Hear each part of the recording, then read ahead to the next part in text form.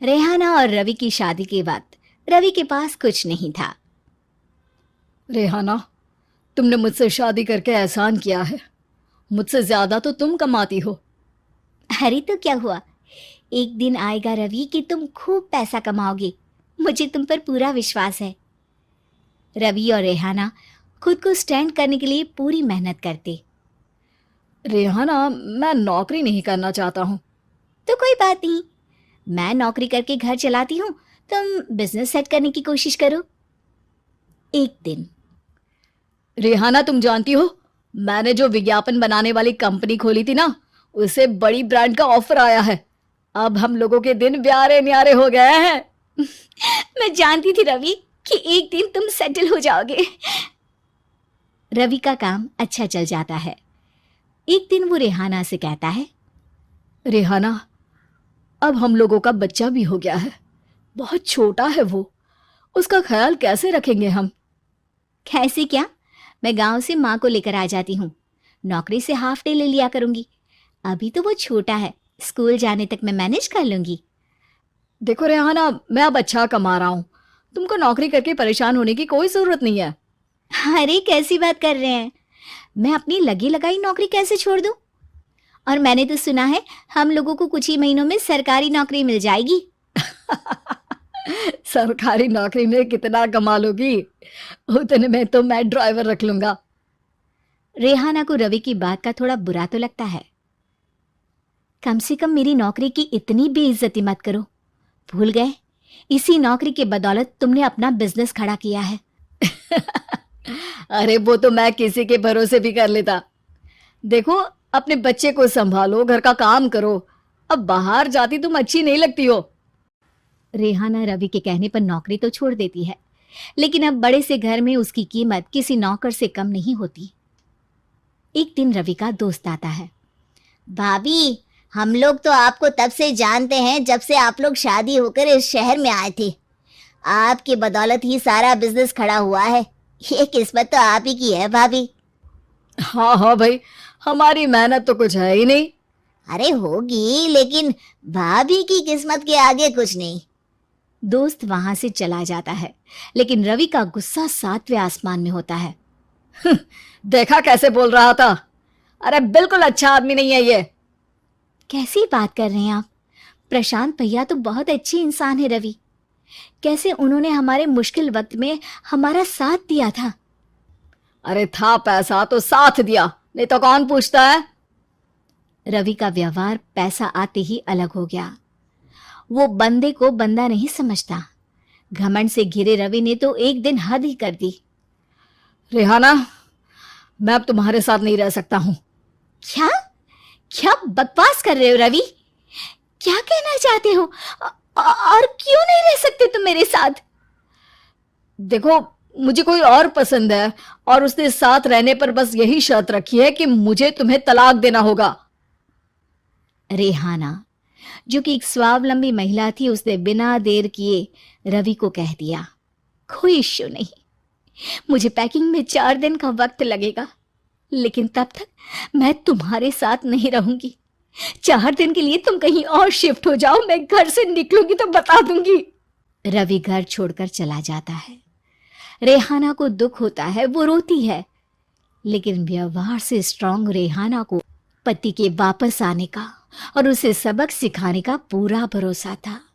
फिर एक दिन, अरे शुशिका, कब शादी करोगे तुम मुझसे? यार मैंने तो सोचा था तुम शादी से पहले मुझे विदेश लेकर जाओगे, महंगी कार दिलाओगे। अरे सब दिला दूंगा, लेकिन पहले मुझसे शादी तो कर लो। हाँ हाँ, क्यों नहीं। मैं कुछ दिनों के लिए अपने मम्मी पापा के पास जा रही हूँ और लोगों से अपनी शादी की बात करूंगी। अरे शुशिका, कैसे रहूंगा मैं तुम्हारे बिना? अब तो शादी ही होने वाली है हम लोगों की। शुशिका रवि को छोड़कर चली जाती है। रवि घर आता है, जहां रेहाना को ना पाकर उसे सब अजीब लगता है। घर तो रेहाना के बिना कुछ नहीं है। बच्चे की याद भी आ रही है। चलो एक वीडियो कॉल कर लेता हूँ। रवि रेहाना को वीडियो कॉल करता है, लेकिन रेहाना फोन नहीं उठाती। रात को सोते वक्त मन कर रहा है मुन्ने को गले लगा लूं। चलो कोई ना, शुशिका से शादी के बाद मेरे और भी बच्चे होंगे। अगले दिन रवि ऑफिस जाता है, जहां टीना खड़ी होती है। सर, आपने अपने नए ऐड के लिए मॉडल की रिक्वायरमेंट डाली थी ना, मैं उसी के लिए आई हूँ। रवि टीना को देखकर खुश हो जाता है। अब शादी हो गई है तुम्हारी? नहीं सर, बस अच्छा सा हैंडसम और अमीर लड़का देख रहे हैं मेरे मम्मी पापा।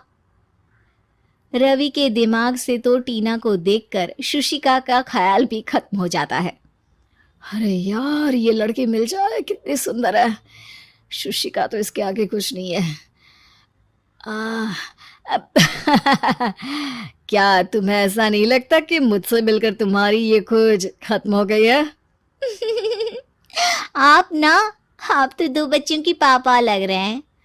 अरे नहीं नहीं, मेरी शादी तो हुई थी, लेकिन बीवी को किसी और से प्यार था, मुझे छोड़कर चली गई।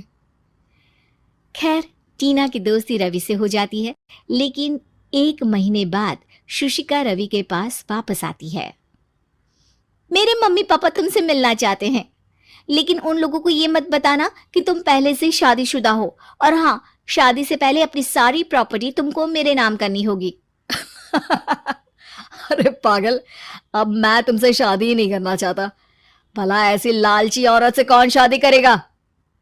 तभी वहां टीना आ जाती है। रवि, ये पागल सी औरत कौन है?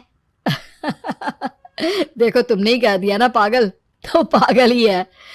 पता नहीं कौन है, कह रही है शादी कर लो, लेकिन शादी से पहले अपनी सारी प्रॉपर्टी मेरे नाम कर दो। बोल तो सही रही है। वैसे तुम जानती हो, मेरी एक सहेली है, उसके पति ने उसे पैसा आते ही छोड़ दिया, जबकि उसको खड़ा करने वाली ही मेरी सहेली थी। और मुझे भी भरोसा नहीं है। अगर मैं भी तुमसे शादी करूंगी तो तभी जब तुम मेरे नाम अपनी सारी प्रॉपर्टी कर दोगे।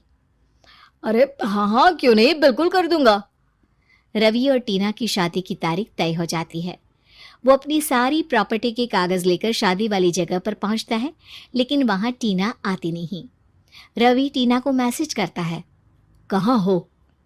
सॉरी, मैं तुमसे शादी नहीं कर सकती, मुझे तुमसे भी ज्यादा पैसे वाला मिल गया। रवि को गुस्सा आ जाता है। वो गुस्से से सारा डेकोरेशन तोड़ रहा होता है कि वहां रेहाना आ जाती है। सर, क्या हो गया? क्या डेकोरेशन पसंद नहीं आई आपको? तुम यहाँ क्या कर रही हो? मैं यहाँ की डेकोरेटर हूँ। क्या आपको पसंद नहीं आई यहाँ की सजावट? रवि दौड़कर रेहाना के गले लग जाता है। मुझे माफ कर दो रेहाना। रवि रेहाना के गले लग जाता है और रेहाना टीना को थैंक्स का मैसेज करती है।